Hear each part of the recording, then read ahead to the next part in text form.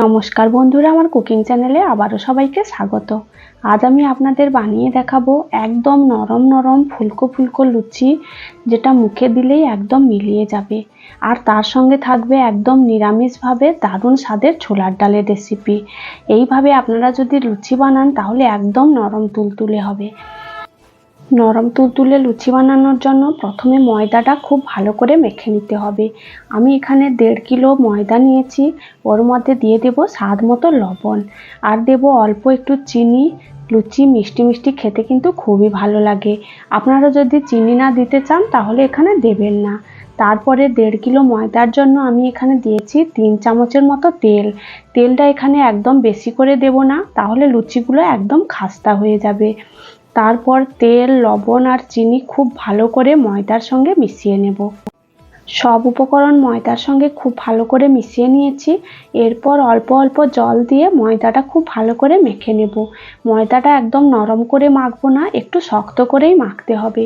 এর মধ্যে চিনি দেওয়া আছে, রেস্টে যখন থাকবে চিনিটা গলে যাবে, এমনিতেই ময়দাটা নরম হয়ে যাবে। একদম শক্ত করে একটা ডো মেখে নিয়েছি। এরপর এর উপর থেকে আবারও 2 চামচের মতো সাদা তেল মাখিয়ে একটা ঢাকনা দিয়ে 1 ঘন্টা মতো রেস্টে রেখে দেব। ওদিকে ময়দাটা রেস্টে থাক, এদিকে আমি ছোলার ডালটা খুব ভালো করে সেদ্ধ করে নেব। একটা কড়াই গ্যাসের মধ্যে বসিয়ে ওর মধ্যে বেশ খানিকটা খাওয়ার জল দিয়েছি। জলটা খুব ভালোভাবে গরম হয়ে গেলে 3-4 ঘন্টা আগে আমি ছোলার ডালটা ধুয়ে ভিজিয়ে রেখেছিলাম, ওই ছোলার ডালটা জলের মধ্যে দিয়ে দেব। তারপর ওর থেকে যে ফেনাগুলো উঠবে ওগুলো কিন্তু খুব ভালো করে পরিষ্কার করে দিতে হবে। এইভাবে আমি ছোলার ডালটা খুব ভালো করে সেদ্ধ করে নেব।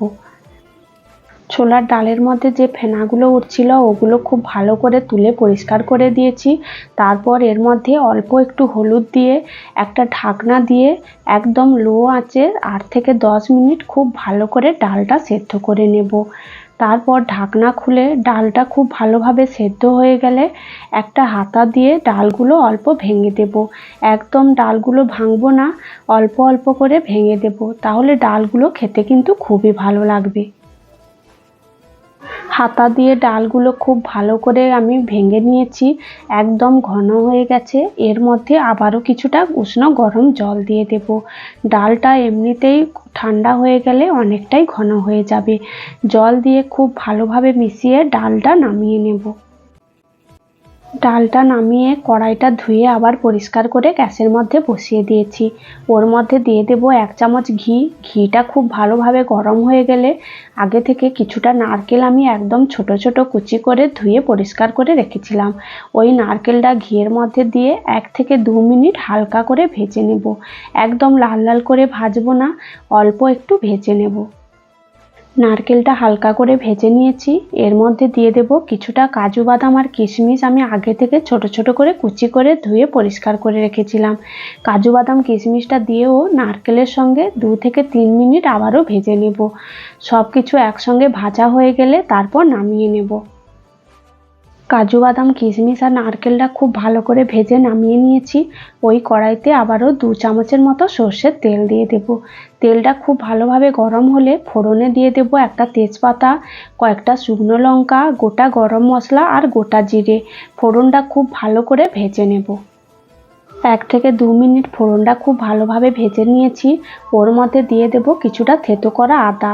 আদাটাও 1-2 মিনিট খুব ভালো করে ভেজে নেওয়ার পর দিয়ে দেব পরিমাণ মতো হলুদ গুঁড়ো, অল্প একটু লঙ্কার গুঁড়ো দিয়ে খুব ভালো করে আদার সঙ্গে মিশিয়ে নেওয়ার পর ওর মধ্যে আগে থেকে সেদ্ধ করে রাখা ডালটা দিয়ে দেব। ডালটা ফুটে এলে ওর মধ্যে দিয়ে দেব স্বাদ মতো লবণ আর অল্প একটু চিনি। লবণ আর চিনিটা দিয়ে 2 থেকে 3 মিনিট খুব ভালো করে ফুটিয়ে নেব।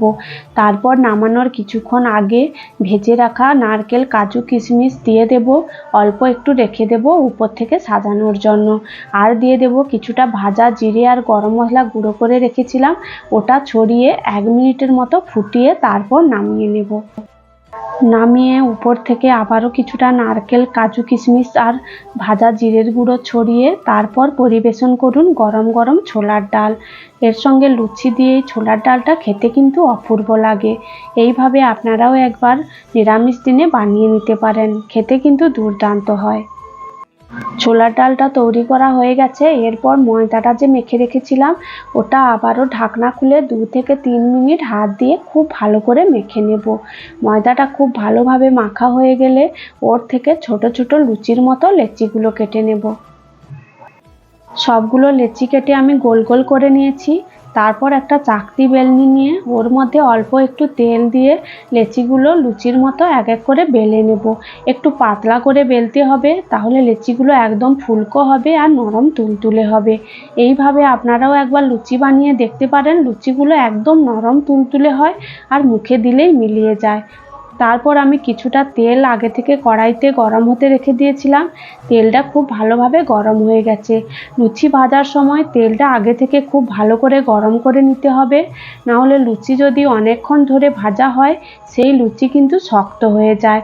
লুচি ভাজতে বেশি সময় লাগে না, 1 মিনিটের মধ্যে ভাজা হয়ে যায়। লুচিটা দিয়ে কয়েক সেকেন্ড এক সাইড ভেজে উল্টে অপর সাইডটাও কয়েক সেকেন্ড ভেজে তারপর নামিয়ে নেব। এইভাবে আমি সবগুলো এক এক করে লুচিগুলো তেলের মধ্যে দিয়ে ভেজে নেব। এইভাবে আপনারাও একবার লুচি বানিয়ে দেখবেন। লুচিগুলো একদম ফুলকো ফুলকো হবে আর নরম তুলতুলে হবে। লুচিগুলো কত সুন্দর ফুলেছে, আমি আপনাদের একটা ভেঙে দেখাচ্ছি। একদম লুচিগুলো নরম তুলতুলে হবে আর মুখে দিলেই মিলিয়ে যাবে। দেখলে মনে হবে একদম তুলোর মতো হয়েছে। ভিডিওটি ভালো লাগলে লাইক, কমেন্ট, শেয়ার ও আমার চ্যানেলটা সাবস্ক্রাইব করে দেবেন।